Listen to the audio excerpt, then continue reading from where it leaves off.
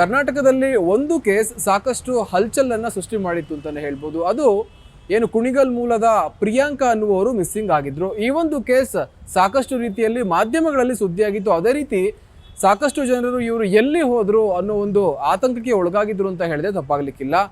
ಈ ಒಂದು ಪ್ರಕರಣದಲ್ಲಿ ಯಾವ ಕಾರಣದಿಂದ ಅವರು ಮಿಸ್ಸಿಂಗ್ ಆಗುವಂತಹ ಒಂದು ನಾಟಕವನ್ನು ಮಾಡಿದ್ರು, ಅದೇ ರೀತಿ ನಂತರ ಎಲ್ಲಿ ಸಿಕ್ಕಿ ಹಾಕೊಂಡ್ರು, ಇದಕ್ಕೆ ಮುಖ್ಯ ಕಾರಣ ಏನು, ಇವೆಲ್ಲವನ್ನು ನಾನು ನಿಮಗೆ ಎಕ್ಸ್ಪ್ಲೈನ್ ಮಾಡ್ತಾ ಹೋಗ್ತೀನಿ.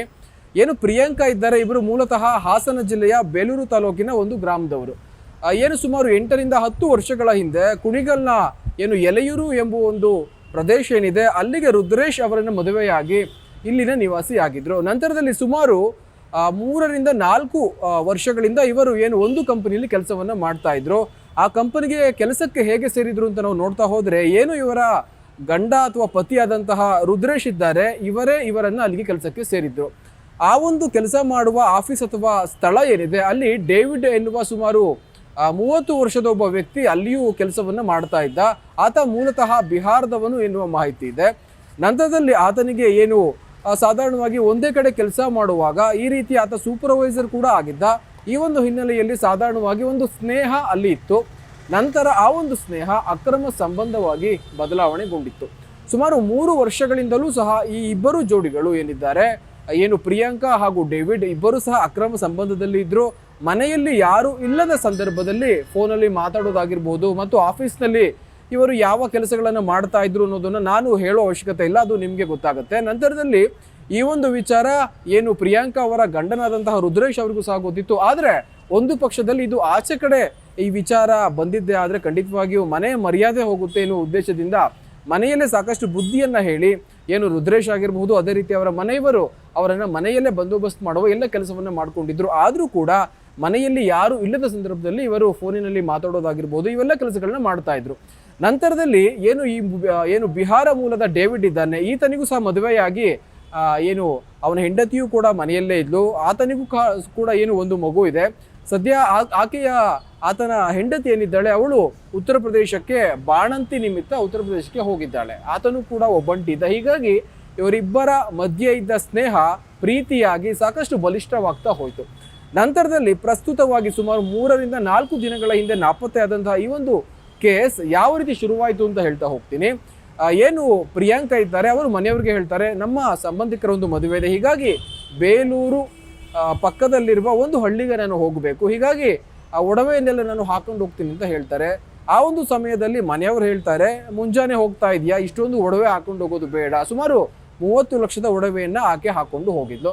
ಆಗ ಈಕೆ ಹೇಳ್ತಾಳೆ, ಇಲ್ಲ ಬ್ಯಾಗಲ್ಲಿ ಇಟ್ಕೊಂಡು ಹೋದ್ರೆ ಒಂದು ಪಕ್ಷ ಮರೆತು ಹೋಗ್ತೇನೆ ಅಥವಾ ಯಾರಾದರೂ ಏನು ತೆಗೆದುಕೊಳ್ಳುವ ಅಥವಾ ಕಳ್ತನ ಮಾಡುವ ಚಾನ್ಸಸ್ ಇರುತ್ತೆ, ಹೀಗಾಗಿ ನಾನು ಒಡವೆಗಳನ್ನೆಲ್ಲ ಹಾಕೊಂಡು ಹೋಗ್ತೀನಿ ಅಂತೇಳಿ ಸ್ವಲ್ಪ ಒಡವೆಗಳನ್ನು ಆಕೆ ಹಾಕೋತಾಳೆ.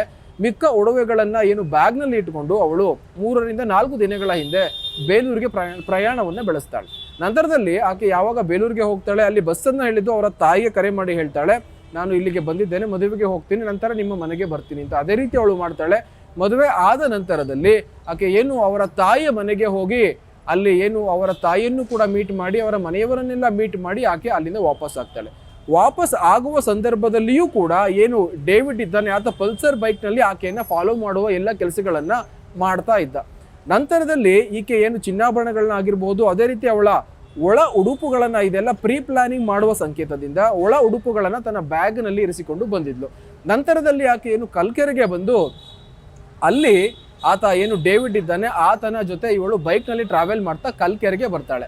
ಕಲ್ಕೆರೆ ಹತ್ತಿರ ಬರ್ತಾ ಇದ್ದ ಹಾಗೆ ಅಲ್ಲೊಂದು ಕೆರೆ ಕಾಣುತ್ತೆ. ಆ ಒಂದು ಕೆರೆಯಲ್ಲಿ ಇವರು ಏನು ಪ್ರೀ ಪ್ಲಾನ್ ಅನ್ನು ಮಾಡಿದ್ರು ಅದನ್ನ ಎಕ್ಸಿಕ್ಯೂಟ್ ಮಾಡ್ತಾರೆ.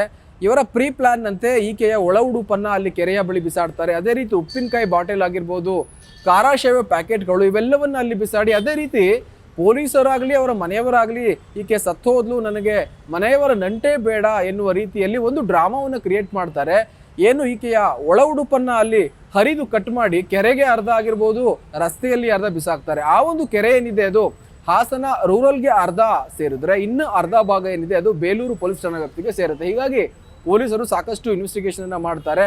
ನಂತರದಲ್ಲಿ ಮನೆಯವರಿಗೆಲ್ಲ ಈ ಒಂದು ವಿಚಾರ ತಿಳಿದಾಗ, ಅಂದ್ರೆ ಶುಕ್ರವಾರ ರಾತ್ರಿ ಏನು ರುದ್ರೇಶ್ ಅವರಿದ್ದಾರೆ ಅವರು ಸ್ಪಾಟ್ಗೆ ಹೋಗಿ ಬೇಲೂರಿಗೆ ಹೋಗಿ ಎಲ್ಲ ವಿಚಾರಿಸ್ತಾರೆ.